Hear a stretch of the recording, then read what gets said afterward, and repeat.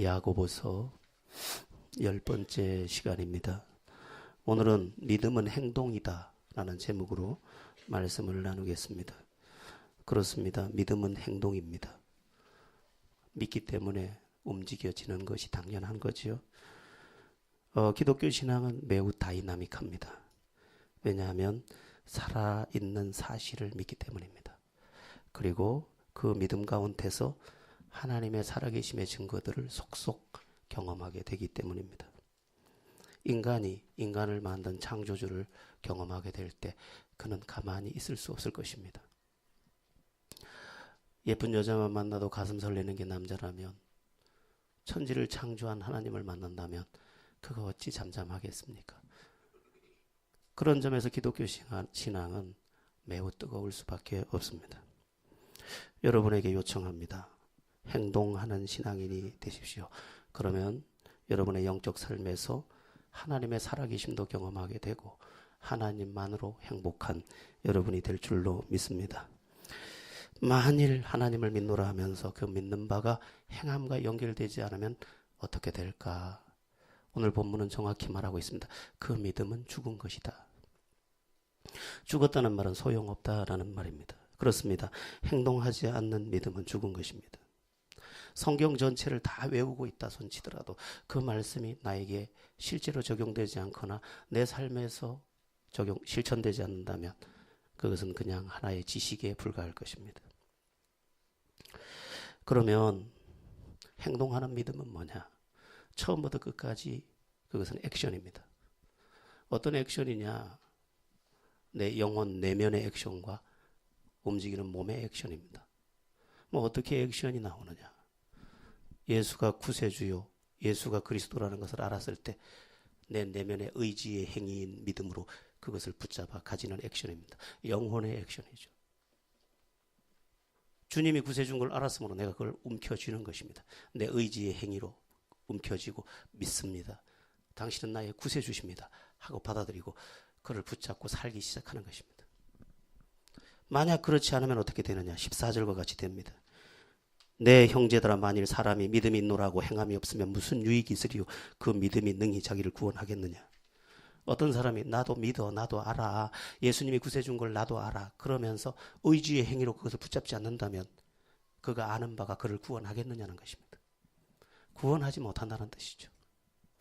내가 예수님이 구세주는 것을 발견했으면 의지의 행위 믿음으로 붙잡아서 내 거로 가져와야 그때 그 구원이 나의 것이 되는 것입니다. 그러니까 영혼의 액션부터 시작입니다. 그 다음에 삶의 액션이 내게 나오는데 그것은 하나님이 가르쳐준 말씀을 내 삶에 실천하는 영역이 됩니다. 지난 주일 말씀에 이어지는 그 섬김에 대한 것이 오늘 한 예로 나와 있습니다. 만일 누군가가 성경의 가르침대로 섬기는 자가 되라, 사랑하라, 베풀라 이것을 만약 실천한다면 그는 하나님의 살아계심을 볼 것이고 하나님의 말씀이 진리라는 것을 경험하게 될 것입니다. 그리고 그 말씀 그대로 흔들어 넘치도록 안겨주는 복을 받게 될 것입니다. 우리가 잘 아는 성 프란시스는 하나님의 말씀 그대로 섬기는 자가 되었습니다. 인자가 온 것은 섬김을 받으려 함이 아니라 오히려 섬기려 하고 많은 사람들의 대속물이 되게 하려 함이니라. 예수 그리스도께서 그렇게 말씀하셨고 너희도 섬기는 자라고 했는데 그 말씀을 붙잡고 섬기는 자가 되었습니다. 그랬더니 성 프란시스는 그가 떠난 수많은 세월이 지났음에도 그는 영광의 자리에 아직도 별처럼 떠올라 있습니다. 그런데 만일 우리가 섬기라는 가르침을 배웠음에도 불구하고 섬기지 않고 사랑하지 않으면 그것은 하나의 이야기로 또 전락되고 마는 것입니다. 오늘 그 재미난 예가 나옵니다. 15절에서 16절 말씀인데 우리 다시 한번 15절 16절 한번 읽어보겠습니다. 시작.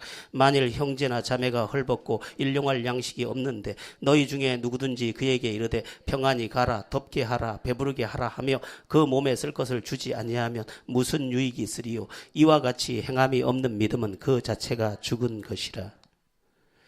그가 엄청난 것을 알고 있어도 다 소용없다는 것입니다. 그것이 실천이 되지 않는다면 그것은 하나의 이야기라는 것입니다. 가끔 우리 자녀들의 답답한 이야기를 부모들이 들을 때가 있습니다. 언제입니까? 다 안다고 할 때입니다. 그러면서도 안다고는 하는데 그렇게 살지 않을 때입니다. 자식이 답답한 것처럼 비극은 없습니다. 근데 그 자식에게 이야기해보면 다 안답니다. 오늘날 우리 크리스찬들의 신앙이 그렇지 않을까? 다 안다는 거예요. 사랑해야 된다는 걸 안다는 거예요. 복음 전해야 된다는 걸 안다는 거예요. 기도해야 된다는 걸 안다는 거예요. 말씀대로 행동해야 된다는 것을 안다는 거예요. 그러나 그렇게 살지 않는 답답함이 오늘 우리들의 현실이 되어 버렸다는 것입니다. 여러분, 신앙생활을 어떻게 하면 잘할 수 있습니까? 여러 가지가 있습니다. 그 중에 어떤 게 뭐냐? 그 배운 바를 실천하는 것입니다. 옛시대의 우리 할머니들, 우리 믿음의 선진들, 글자도 잘 몰랐던 우리의 어머니 세대들의 수많은 사람들이 예수 믿고 어떻게 그렇게 능력 있고 아름다운 삶을 살 수 있었습니까? 많이 몰랐지만 아는 것은 철저하게 실천했기 때문에 그들의 삶에서 예수가 드러나고 그들의 삶에서 하나님 살아계신 증거가 나타났던 것입니다. 오늘날의 많은 사람들은 설교의 홍수시대에 살고 있고 정보의 홍수시대에 살고 있는데 알 뿐 그렇게 살지는 않고 있고 알 뿐 그렇게 붙잡고 움켜져서 내 것으로 삼지 않기 때문에 그것이 그에게 능력도 그에게 기쁨도 하나님 살아계심의 증거도 전혀 되지 못하는 것입니다. 여러분, 하나님의 말씀을 실천해야 합니다. 그때부터 하나님의 역사가 시작됩니다. 빌립보서 4장 9절의 말씀과 같습니다. 너희는 내게 배우고 받고 듣고 본바를 행하라. 그리하면 평강의 하나님이 너희와 함께 계시리라. 저에게는 이 빌립보서 4장 9절이 제 인생을 바꿔준 말씀이 되었습니다. 제가 처음 신앙생활을 하고 보니까 내가 너무 늦었다는 생각을 많이 했습니다. 좀 더 빨리 왔으면 얼마나 좋았을까. 그렇게 성경을 읽다가 빌립보서 4장 9절을 발견했습니다. 제가 몇 번 이야기했을 것입니다. 이 말씀이 저를 감전시켰습니다. 배우고 받고 듣고 본바를 행하면 하나님이 나와 함께하는 증거를 보여주시는구나. 그래서 실천을 내 앞에 두기 시작했습니다. 그래서 아직 다 몰랐지만 전도가 뭔지 몰랐지만 전도했고 봉사가 뭔지 몰랐지만 봉사했고 섬김이 뭔지 몰랐지만 섬기기 시작했고 기도가 뭔지 몰랐지만 밤을 새우며 기도했고 그러는 중에 나는 무엇을 경험했느냐? 하나님의 살아계심을 수도 없이 경험하게 되었습니다. 그리고 나는 한 가지 사실을 또 보게 되었습니다. 내가 부러워하던 그들이 다 내 뒤로 젖혀지는 것을 보았습니다. 스피드 스케이팅을 타는 사람이 스피드를 낼 때 한 사람 두 사람을 제치고 그 앞으로 질주하는 것처럼 내 믿음의 행진의 질주가 스피드를 내기 시작했습니다. 그리고 부러워하던 그들이 도리어 답답한 자들로 변했고 그들에게 해주고 싶은 말들이 많이 생겼습니다. 그들은 여전히 알기만 했을 뿐 삶에 적용하지 않았고 실천하지 않았습니다. 고로 그들은 하나님 살아계심을 경험하지 못한 한낱 종교인으로 계속 전락해 있었습니다. 우리의 예배도 마찬가지입니다. 영과 진리로 하나님은 예배하는 자 찾으시나니 그에게 예배하는 자는 신령과 진정으로 예배할지니라. 이 말씀도 내 인생을 기적으로 바꿨습니다. 나는 진짜 예배한다. 진짜 예배. 진짜 예배를 하기 시작하자 내 삶이 하나님이 찾으시는 삶이 되기 시작했습니다. 그때부터 예배 속에서 회복을 경험하게 되었습니다. 또 한 번의 예배가 아니라 내 인생을 바꾸는 예배가 매일 시작되었고 그 매일 나를 바꾸는 그 예배는 나로 하여금 꿈꾸게 했고 오늘도 나를 꿈꾸게 하고 설레게 합니다. 어떤 책을 한 권 샀는데 책에 제목이 영어로 되어 있더라고요. See you at the top. 정상에서 만납시다. 나는 그 책을 움켜쥐고 얘기했습니다. 그래, 정상에서 만나자. 누굴 통해서? 예수 그리스도를 통해서. 예수 그리스도는 무엇을 통해서? 예수 그리스도의 말씀을 행하는 것을 통해서. 탑에서 만나자. 포켓몬고 스탑 말고. 이걸 웃을 수준이면 여러분은 늙지 않았습니다. 기침하면서 웃는 척 하지 말고.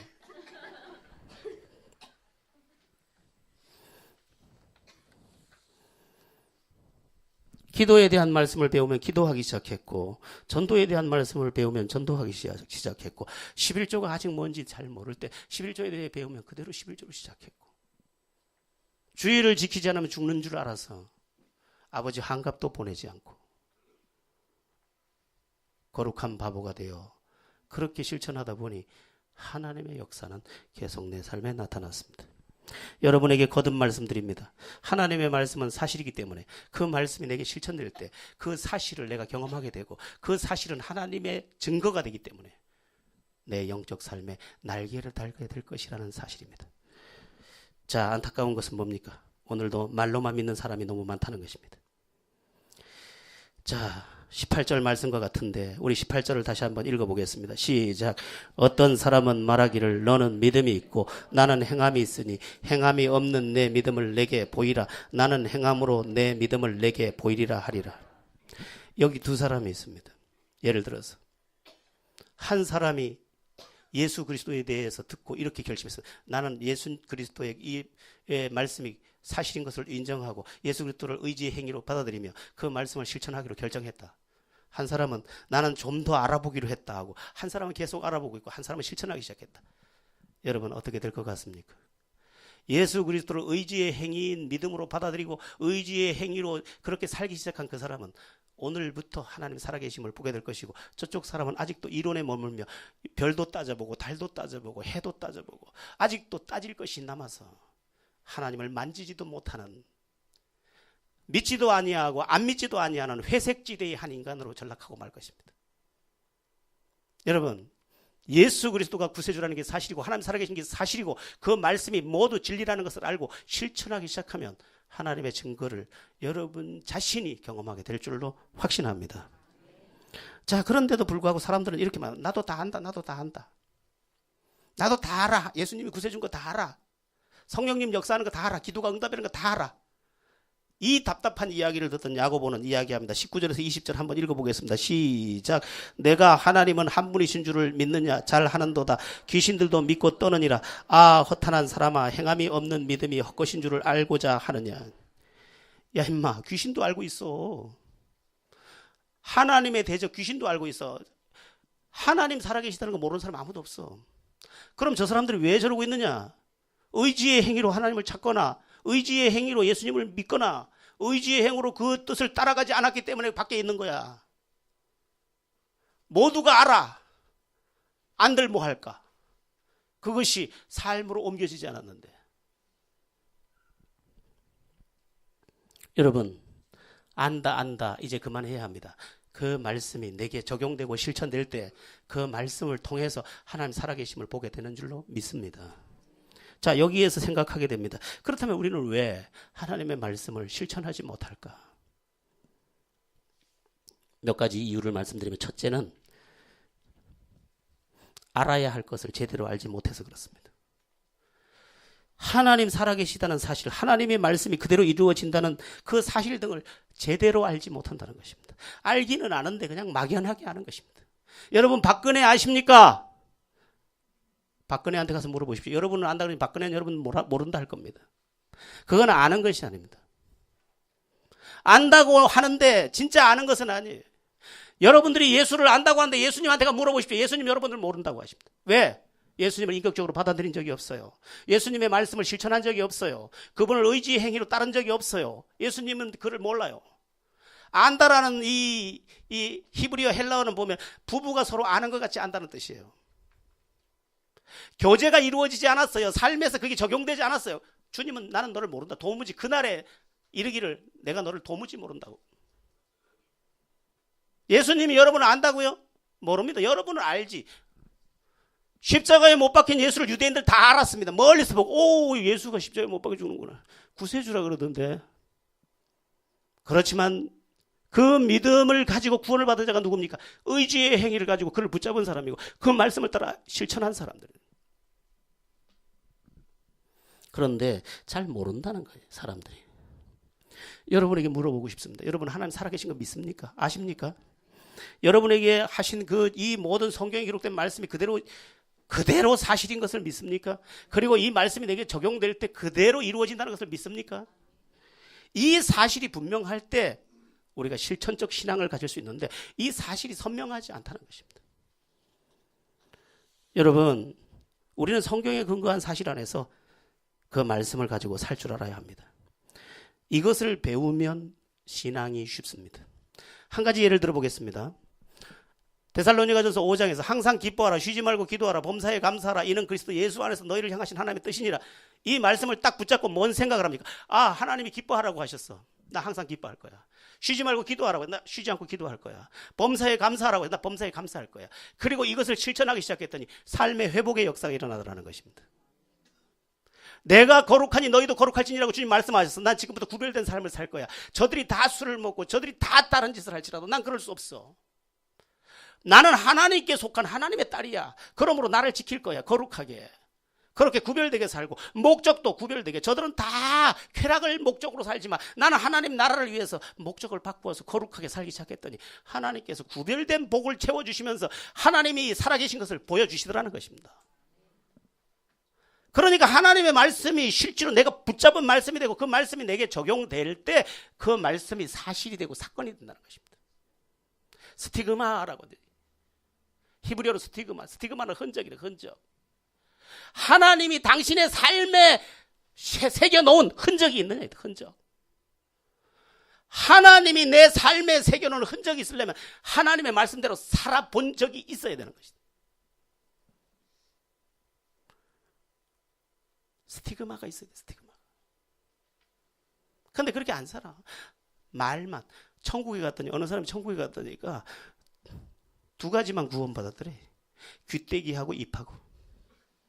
귀만 동동 떠다니더래. 귀만 하도 좋은 말씀을 들어가지고 귀만 떠다니고 말만 해가지고 말만 떠다니더래. 사람은 안 왔더래. 얼마나 슬픈 이야기입니까?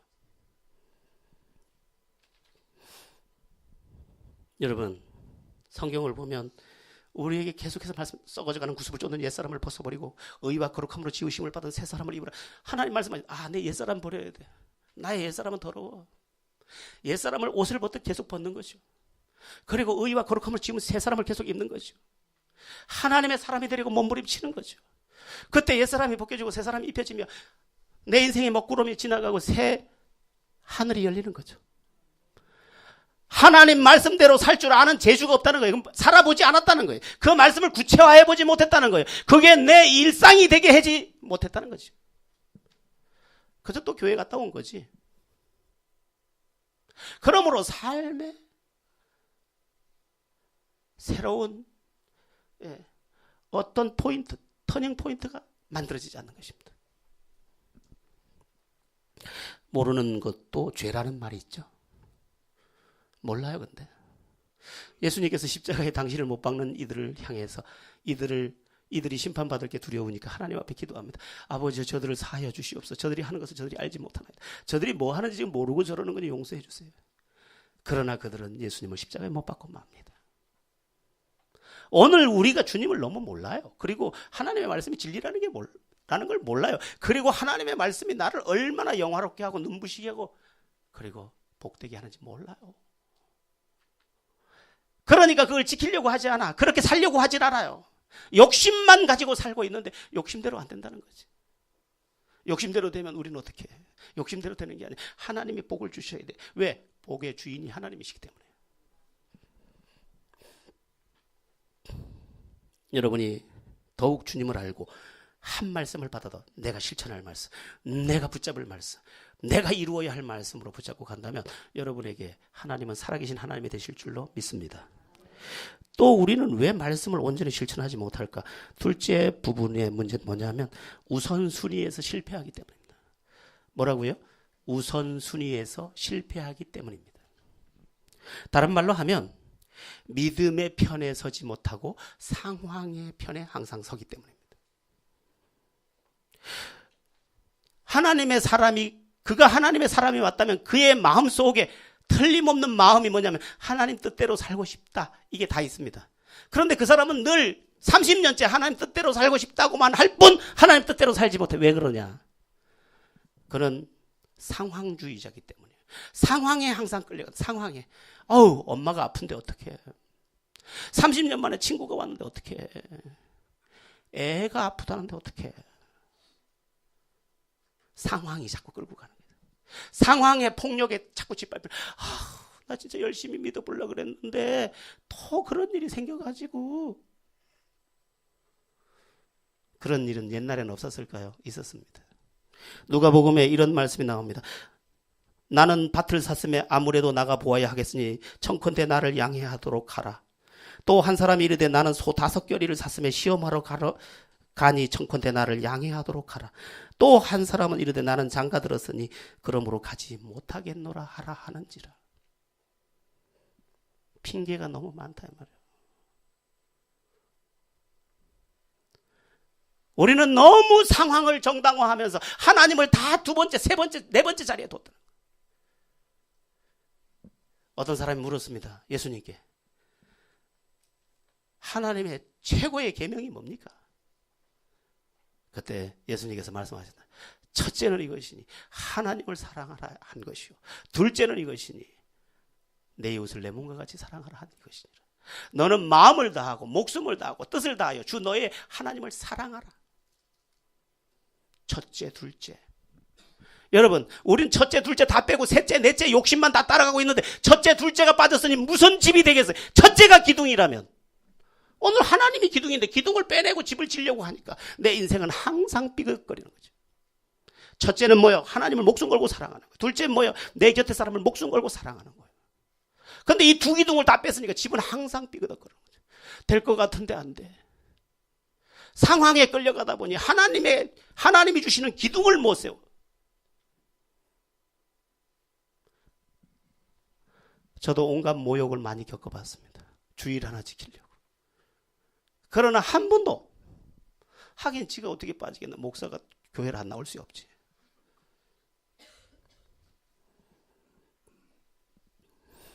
우선순위. 여러분들 이렇게 또 말할 겁니다. 아이고 기도해야 되는지는 아는데 먹고 살아야 되니까 어쩝니까 이러지. 난 경상도 사람이 화끈한 줄 알고 여기 왔더니 강원도 사람만큼도 안 화끈해. 예수 딱 믿었다면 됐나? 그럼 됐다 하고 딱 끝내버려야지. 됐나 했는데 안 됐다 해놓고 또 딴짓 또 해버려. 예수 믿을 때 어떻게 믿어? 됐나 됐다 딱 믿어버려야 돼. 먹고 살아야 되는데 어떡하느냐? 예수님 또 대답하셨어요. 공중나는 새를 보라. 수고도 아니하고 길쌈도 아니하였으되 하나님께서 아버지께서 먹이시느니라. 들에 핀 백합화를 보라. 솔로몬의 옷보다도 더 아름답지 않느냐. 무엇을 먹을까 무엇을 마실까 무엇을 입을까 염려하지 마라. 이는 다 이방인들이 구하는 것이라. 하늘에 계신 너희 아버지께서 너희에게 있어야 할 것을 다 아시느니라. 믿음을 선택해봐. 한번 믿음을, 상황을 선택하지 말고 내가 어떻게 책임지는지 한번 봐. 한번 따라해 보겠습니다. 우리의 믿음은 상황이 아니라 진리다. 예, 우리의 믿음은 진리를 붙잡고 가는 거예요. 상황 붙잡고 가는 게 아니에요. 얼마나 다급한 일들이 많은지 몰라.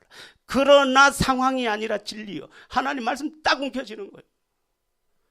그랬더니 하나님이 나도 책임지고 내 자식도 책임지고 내 울타리를 다 책임지고, 그래서 여기 성경에 보니까 1000대까지 복을 받는 거예요.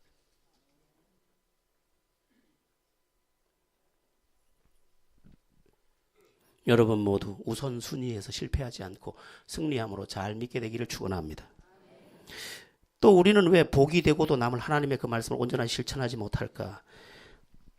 세 번째 이유는 뭐냐면 믿음이 없어서 또는 믿음을 사용할 줄 몰라서입니다. 여러분 한번 기도를 예로 들어볼게요. 여기 기도가 응답이라는 사실을 확실히 믿으면 그거 어떻게 할까요? 죽어도 기도합니다. 피곤해서 못하는 거 아니에요?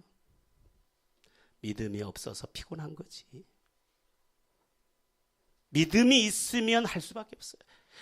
예수 믿으면 운명이 바뀐다. 이게 믿어졌으면 붙잡을 수밖에 없어요. 그러니까 믿음이 없어서 따르지도 않고 붙잡지도 않는 거죠. 그러니까 믿음을 구하세요. 그리고 믿는 자가 되세요. 그리고 믿고 그렇게 행하는 자가 되세요. 또 한 가지 있습니다. 믿음을 사용할 줄 몰라요. 여러분, 주님 말씀하셨어요. 너희에게 겨자씨 하나일 만한 믿음만 있어도 이 산더러 명하여 바다에 던지우라 하면 그대로 될 것이요. 이 말은 이런 뜻이에요. 너희 믿음이 작아도 그 믿음으로 승리할 수 있는 길이 있어. 그게 뭔지 아니? 작은 믿음이라도 사용하면 돼.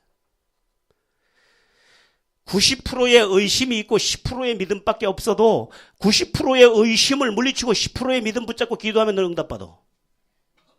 그런데 90%의 믿음이 있고 90%의 믿음이 있고 10%의 의심이 있는데 90%의 믿음을 붙잡지 않고 10%의 의심이 빠지면 너는 아무것도 못해. 여러분, 우리의 믿음이 100일 수는 없어요. 하나님 그걸 허락하지 않으셨어요. 99순도의 금은 있지만 100의 금이 없는 것처럼 100이라는 숫자의 믿음을 주신 적은 없어요. 그러니까 노아도 의심과 싸웠어요. 아브라함도 의심과 싸웠어요. 요셉도 의심과 싸웠어요. 그래서 싸우면서 뭘 했어요? 30%의 의심을 물리치고 70%의 믿음을 붙잡았어요. 어떤 때는 믿어도 하나님이 만져지지 않고 감옥에 들어가게 되니까 요셉이 그때는 10%밖에 믿음이 안 남고 의심이 90% 남았어요. 그러나 90의 의심을 물리치고 10%의 믿음을 붙잡았어요. 그리고 하나님을 끝내 붙잡았더니 10%의 믿음으로 승리하더라는 것입니다. 가령 누구에게 99%의 믿음이 있어도 1%의 의심에 붙들리면 그는 지는 거예요. 바울은 이야기하고 있습니다. 믿음의 선한 싸움을 싸우고 믿음을 지켰으니 바울조차도 의심과 싸웠어요. 그러므로 여러분, 믿고 행하는 자가 되고 믿음을 사용할 줄 아는 자가 되어야 합니다. 의심이 여러분은 몇 %입니까? 어떤 사람은 99겠지요. 어떤 사람은 80, 어떤 사람은 40. 그런데 의심도 체질이에요. 습관이에요. 자꾸 의심에 붙들리면 30% 의심밖에 없는데도 그 30%의 물구덩이에 빠져서 빠져나오지 못해.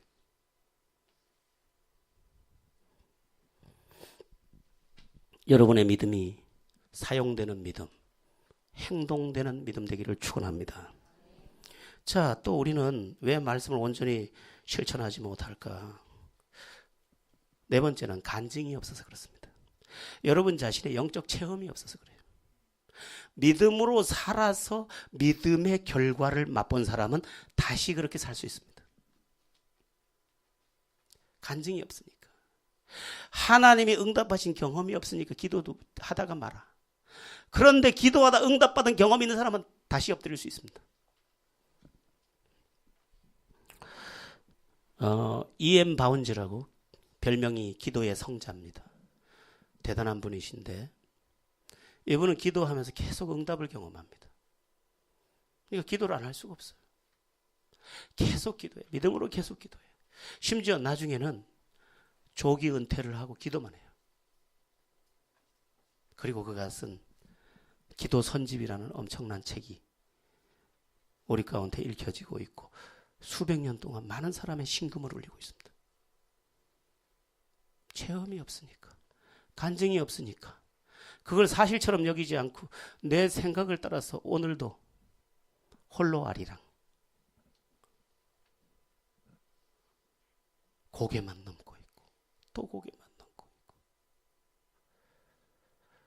우리의 삶에 실천의 의지가 동원되므로 그것이 행해지면서 광야를 맴돌던 40년의 이스라엘처럼 제자리를 맴도는 게 아니라 믿음을 가지고 젖과 꿀이 흐르는 그곳을 정복하는 우리가 되어야 할 줄로 믿습니다.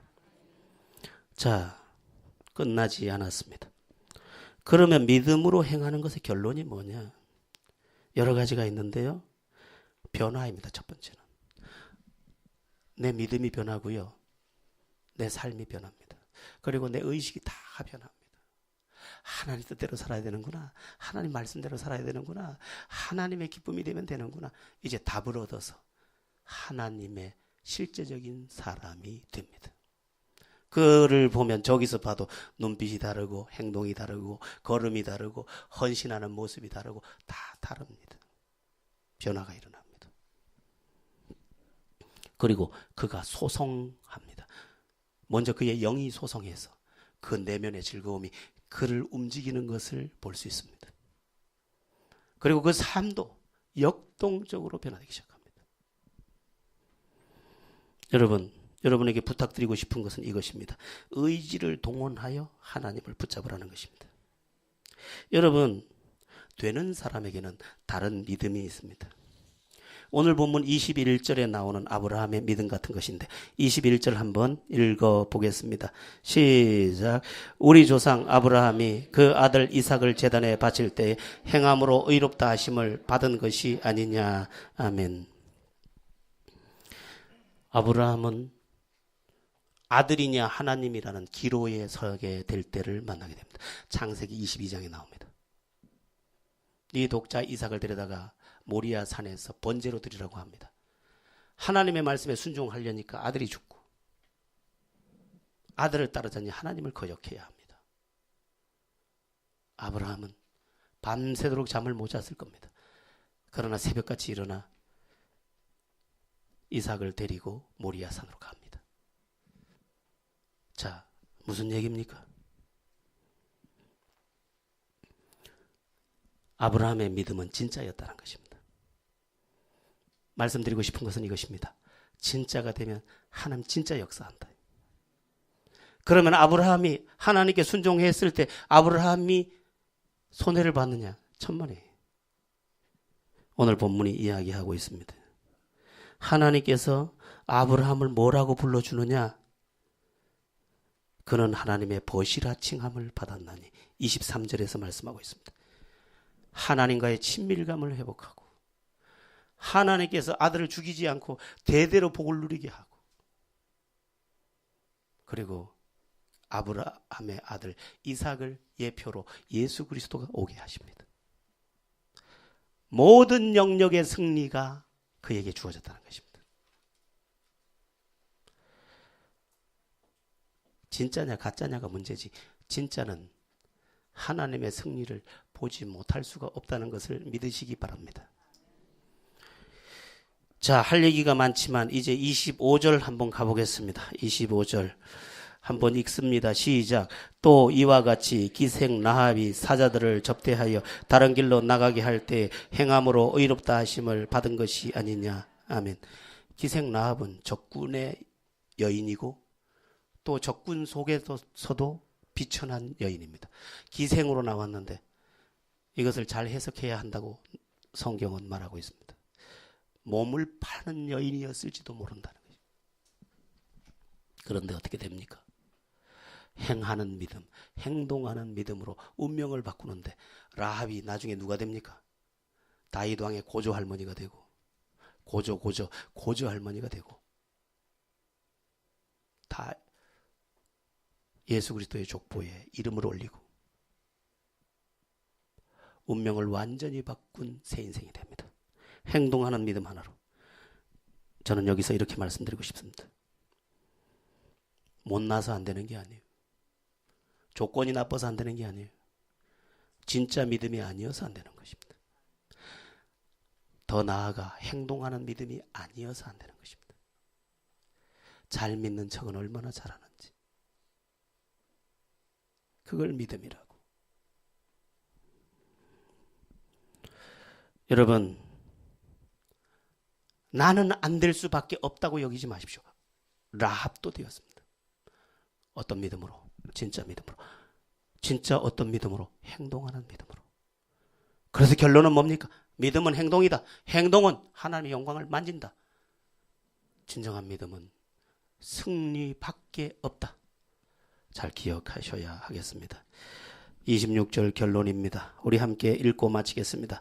영혼 없는 몸이 죽은 것 같이 행함이 없는 믿음은 죽은 것이니라. 아멘. 여러분, 믿음에는 행위가 동반될 때 진짜가 됩니다. 그 진짜는 내 인생을 완전히 새롭게 하는 줄 믿으시기 바랍니다. 우리 한번 따라하겠습니다. 믿음은 행동이다. 잘 깨닫기를 예수의 이름으로 바랍니다. 기도드리겠습니다.